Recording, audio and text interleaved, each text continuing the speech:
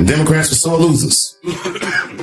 I'm a Democrat, I'm telling you, as soon as he won, they started saying all that he's colluding with Russia, It was very embarrassing as a Democrat, but as time went on, we all came to learn he was probably colluding with Russia.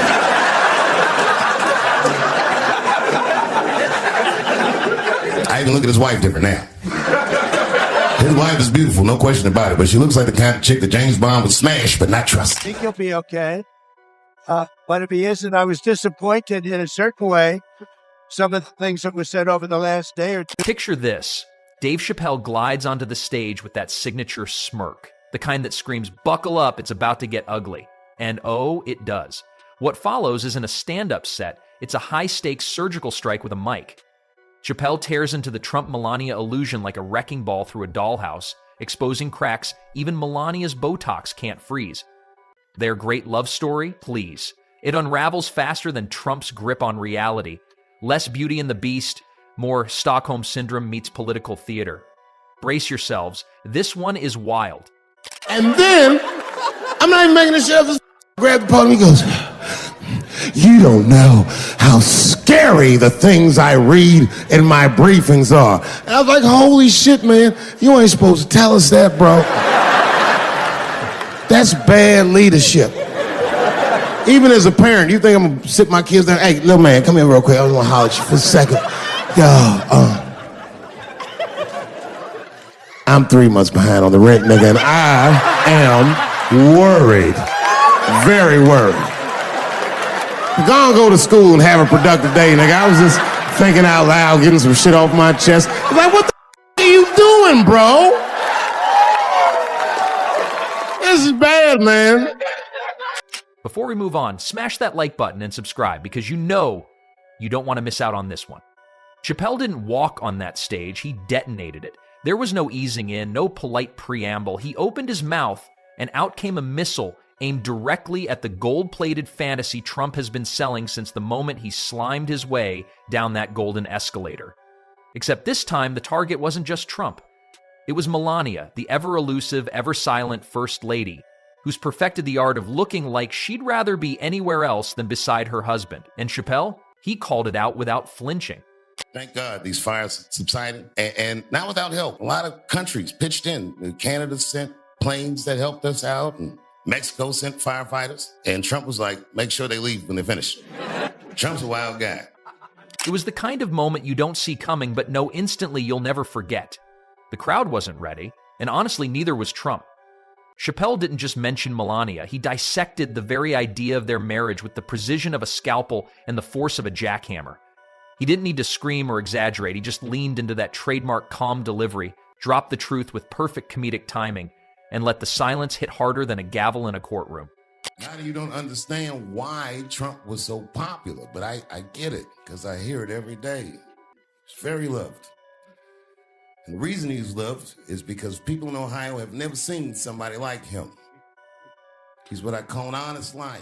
The audience's reaction was immediate, a blend of shocked laughter, involuntary gasps, and that beautiful, rare sound when people collectively realize they're witnessing a cultural moment.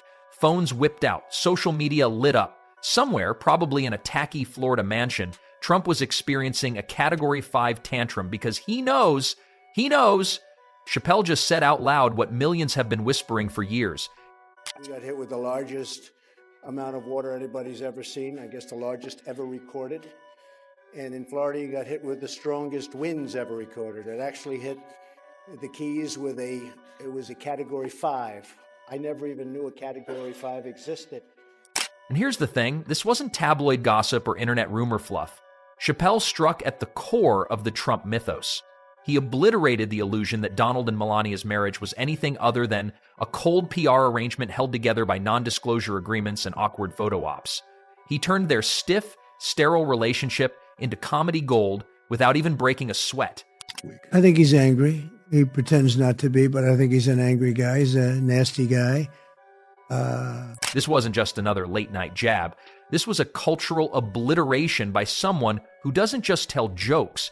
He drops truth bombs dressed as punchlines. No one in comedy does it like Chappelle. Others may dance around Trump's absurdities, but Chappelle? He doesn't dance. He stands flat-footed, speaks plainly, and lands blows that echo far beyond the stage. He's not playing for applause. He's rewriting the rules of satire while the audience roars in agreement and the subject of the joke spins out in the shadows. Trump's reaction to Chappelle's public evisceration was as predictable as a toddler throwing a tantrum in the candy aisle. He did what he always does when someone cuts too close to the bone. He launched straight into a social media meltdown so incoherent it practically needed subtitles. The moment Chappelle's bit started going viral, you could practically hear the Twitter servers groaning in anticipation. And then, boom, there it was. The classic, trademark, all-caps rage blast. He's a wild guy. I'll tell you something he did that made me crazy when he was running for president. When he was running for president, he said this at a debate. He said the Haitians in Springfield, Ohio, were eating people's dogs and cats. That really upset me because I live in Ohio. In fact, what's up, Ohio? I live one town over from Springfield. Now, those of you who are from Ohio, I hope you know that's not. 1 minute, the internet is laughing. The next, Trump is pounding his thumbs into that phone like it owes him money. Posts flying off his timeline like stray fireworks at a backyard barbecue. Unhinged, frantic, and drenched in defensive desperation. It's the digital equivalent of someone flailing in a pool they swear they're not drowning in. Every sentence more scrambled than the last, stitched together with paranoia and sprinkled with random insults aimed at anyone who's ever crossed him. Behind the scenes, you can bet his team was scrambling like interns trying to shut down a rogue fire alarm during a press conference. The usual routine: someone tries to talk him down, someone else tries to convince him to wait before posting, and then someone inevitably gives up and just watches the whole meltdown unfold, like it's part of the job description. There's probably a designated clean up the meltdown team by now, fully trained to handle post-Chappelle emotional crises. I'm not joking right now. He's an honest liar. That first debate, I'd never seen anything like it. I've never seen a white male billionaire screaming at the top of his lungs, "This whole system is rigged," he said. And across the stage was a white woman, Hillary Clinton and Barack Obama, sitting over there looking at him like, "No, it's not." I said, "Now, wait a minute, bro. It's what he said." And the moderator said, "Well, Mr. Trump, if in fact the system is rigged, as you suggest." Trump's entire brand is about control.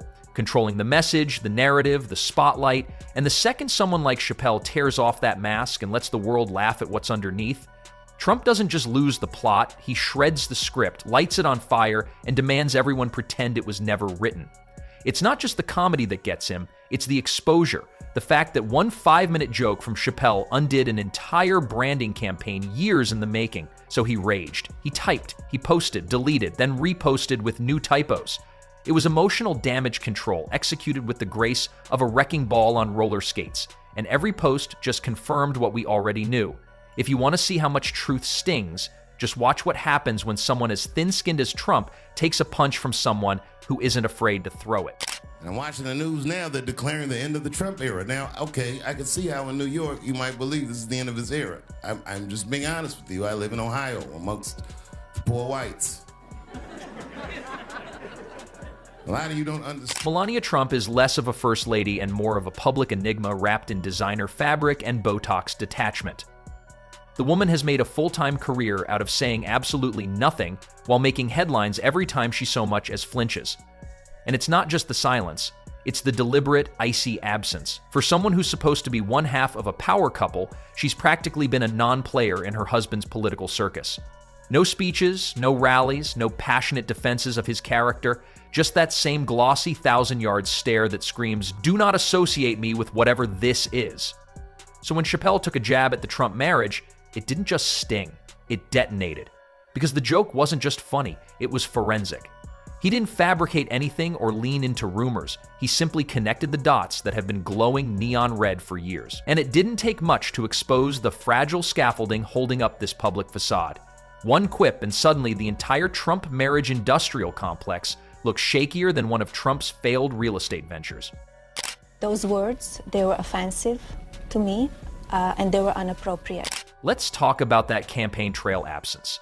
Melania didn't just skip a few events. She practically went full witness protection during most of Trump's public appearances. It's like she's mastered the art of selective invisibility. When she does appear, it's often at the edge of the frame, stiff as a wax figure, managing to look both present and emotionally 5 zip codes away. And those moments where she physically recoiled from Trump's touch, they're not internet exaggerations. They're photographic evidence. You'd have an easier time finding a genuine smile in a DMV line. And who can forget the jacket? That infamous, I really don't care, do you, disaster worn while visiting detained immigrant children at the border. It was either the world's most tone-deaf wardrobe choice or a very public cry for help wrapped in bad Zara. But it didn't stop there. From every Christmas video where she looks like she's being held hostage, to that robotic side-eye during the inauguration, Melania's body language has written a novel even her husband couldn't pretend to have offered. Stop trying to give us Chinese jobs. I am going to bring back coal. Coal? The reality is, this isn't a marriage. It's a corporate arrangement dressed up in faux patriotism and marble countertops. And the moment Chappelle dragged it into the spotlight, the entire illusion cracked. Melania isn't just aloof. She's a human receipt. Proof of every hypocrisy the Trump image is built on.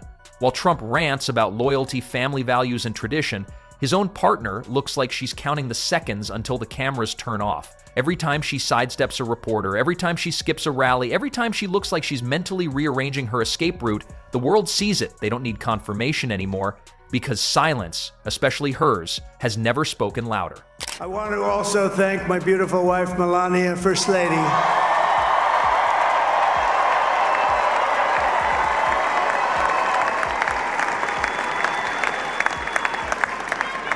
Who has the #1 best-selling book in the country. Can you? Good. I give you my opinions. I'm not a yes person. I'm yes or no, but I'm not easily yes person. What does that mean? It's not everything that if I don't agree with something, I will tell him. I would not say, oh, maybe he should not hear it. I'm telling him. The Trump marriage has been marketed like a luxury product no one asked for. An overpriced, over-filtered Instagram fantasy coated in just enough gold to distract from the cracks underneath. For years, we've been force-fed this idea that Donald and Melania are the epitome of high society power coupling, all while the facade has the structural integrity of a wet paper napkin. The myth? That there's some kind of modern-day dynasty. The reality? It's more like a bad perfume ad. Too much sparkle, way too much ego, and absolutely no staying power. Let's start with the branding. Trump's team has tried desperately to sell the idea of a perfect couple to the public. There's the hand-picked photo ops, the stiff smiles, the matching outfits, the uncomfortable proximity as they walk 10 feet apart like two strangers on a forced double date. They even slap cheesy slogans on it like it's some kind of Hallmark special. But no amount of choreographed appearances can mask the fact that Melania looks like she's waiting for her Uber every time she's standing next to him. Melania Trump voicing her opinion on the election in a rare public statement promoting her new book. In a new video, Melania Trump defending former President Donald Trump in what she claims is the silencing of her husband, while also addressing inflation under the Biden administration. And food at the grocery store is up over 20%. Food in restaurants up nearly 23%. Electricity cost you more than 28%, that number higher than, of course, the Trump administration. And Cheryl, what's interesting, I think, about this new book out from the former First Lady, normally these books come out after the president serves instead of in front of it. So this is allowing her to make some political statements here that will impact the election. Yeah, well, we haven't heard much from her, Liz, right. at all. I mean, she did appear at the RNC, but she's been pretty quiet. I think it's fabulous. I think Melania Trump has a lot to say, and she's been very, very guarded in what she says about her husband. And then there's the real meat of the hypocrisy, Trump's extracurriculars. We're talking about a man who has more hush money payouts than most people have Netflix subscriptions. Stormy Daniels wasn't a scandal, it was a symptom. The affairs, the lawsuits, the payouts, all part of a running list of Trump's greatest hits in self-destruction. Meanwhile, Melania's stone-cold body language has been narrating her own version of events this entire time, one furrowed brow and stiff handshake at a time. Every clip, every event, every awkward touch that she subtly swats away is another entry in the encyclopedia of visual confirmation that this marriage is about as authentic as Trump's hairline. If this were any other couple, tabloids would have had a field day. But because it's Trump, it gets lacquered over with patriotic nonsense and look how strong they are propaganda. as if strong couples routinely dodge eye contact like it's radioactive. I think nothing prepared me more to be First Lady in front of the world than the fashion industry. The fashion industry, it's glamorous, but it's at the same time very tough. And as everybody judges you, look at you a certain way, so it can be mean world as well. So nothing prepared me more for this world. The real tragedy is that people still buy into it, as if Melania waking up in that gold-plated penthouse every morning isn't the emotional equivalent of living in a haunted mansion. Her face says it all. It's not love, it's logistics. It's not a partnership, it's an alliance forged in silence, legal documents, and shared branding goals. You don't need to be a body language expert to decode what's happening.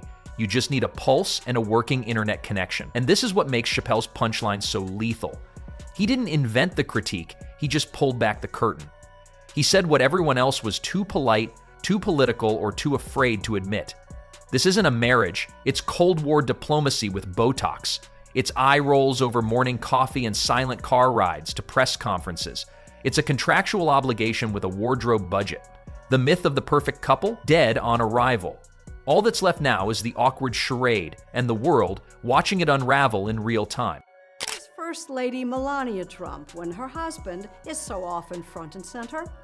A clearer picture emerges from correspondent Tracy Smith in our Sunday morning cover story.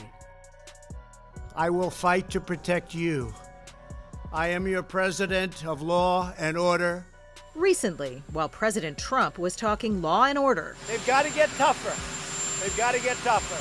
First Lady Melania Trump was tweeting about healing and peace. So it's voluntary. You don't have to do it. And back in April, when suggested President for a Trump third time. declined to wear a face mask, I don't think I'm going to be doing it. his wife put one on and urged others to do. The minute Chappelle's joke detonated, Trump world went full DEFCON 1. His inner circle probably scattered like cockroaches under stadium lighting, launching into emergency spin mode. Somewhere deep in Mar-a-Lago, an aide was likely trying to reboot Melania's public statement chip. Just smile and blink twice if you need assistance wasn't cutting it anymore. Meanwhile, sycophants in MAGA hats were running PR marathons, dodging every press question like they were in a dodgeball tournament from hell. No answers, just spin, sweat, and a sudden fascination with ceiling tiles. Over at Fox News, the reaction was peak parody, frantically blaming Hunter Biden's laptop, gas prices, and possibly even Taylor Swift for the fallout. Reality? Not invited. One Chappelle mic drop did what entire panels of political analysts couldn't. It cracked Trump's porcelain ego straight down the middle. That one-liner didn't just hit, it detonated. Trump's public meltdown wasn't a reaction, it was a confession. The joke landed way too close to home, and now, we wouldn't be surprised if his next campaign promise is outlawing sarcasm. Forget banning TikTok. Stand-up comedy might be next on the chopping block. Because in a world where spin reigns supreme, it's always the comedian who drops the truth bomb no one else has the guts or the punchline to deliver.